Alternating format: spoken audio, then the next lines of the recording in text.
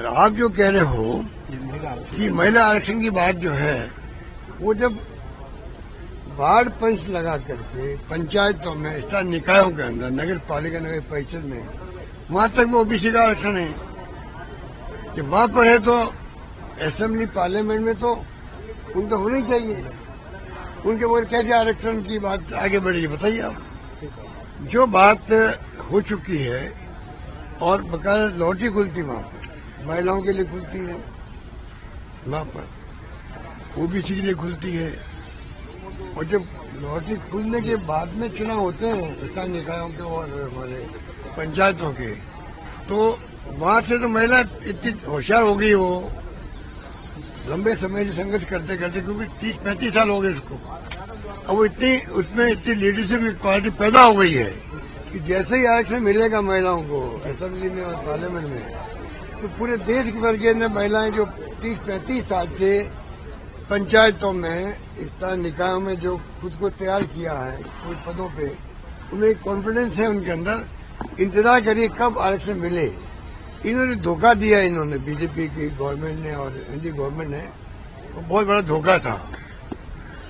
कानून अलग बना उसका, उसमें कुछ अमेंडमेंट कर लेते आप, ओबीसी का अमेंडमेंट कर लेते मान लीजिए, कोई टेक्निकल डिफिकल्टी आती तो।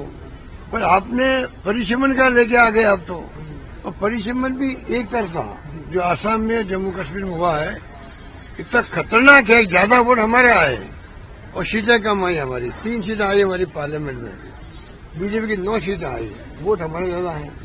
तो ये जो परिसीमन ये करते हैं बैठ करके, ये खतरनाक परिसीमन था, देश के हित में नहीं था। ये आरक्षण तो महिलाओं के पीछे छिप करके ये आरक्षण की बात करते थे। असली मकसद परिसीमन ऐसा करें कि लंबे समय तक हमें कोई डिस्टर्ब नहीं कर सके, चाइना की तरह। जहां जनरल असेंबली बनी हुई है, लगभग 1000 लोगों की होगी, ये भी 850 लोग लेके आए अचानक की। कोई ना तो सीरियसनेस दिखाई, ना सीरियसली उन्होंने ऑल पार्टी मीटिंग बुलाई। ये तो कॉमन सेंस की बात है, पूरा देश समझता है कि कॉमन सेंस की बात है। पहला काम होता है आपका ऑल पार्टी मीटिंग बुलाओ लोकतंत्र के अंदर, पक्ष विपक्ष को। दूसरा काम होता है कि चुनाव चल रहे हैं और आप मीटिंग पहले बुलाए, बीच में लोकसभा अधिवेशन बुला रहे हो, तो भाई आपको कहा गया, खड़गे साहब ने कहा, राहुल ने कहा, आप पोस्टपोन कर दो, 29 के बाद बुलाओ, चुनाव चले।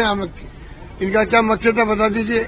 इनकी सीरियसनेस होती तो इनकी बात मान लेते विपक्षी नेताओं की। नंबर 3, इतना सीरियस मुद्दा था ये, इनको मालूम था कि दक्षिण के राज्यों में थोड़ा नाइतफाकी है बहुत ज्यादा, तो प्रधानमंत्री खुद को बुलाना चाहिए था मुख्यमंत्रियों को, दक्षिण के मुख्यमंत्रियों को, उनसे खुल के बात करनी चाहिए थी। भाई हम लोग ये चाहते, बताइए आपकी क्या राय है। हो सकता कुछ सुझाव जो विपक्ष देता या मुख्यमंत्री देते वो सरकार मान लीजिए, या सरकार देती मान लो, वो मान लेते, कहीं सुझाते।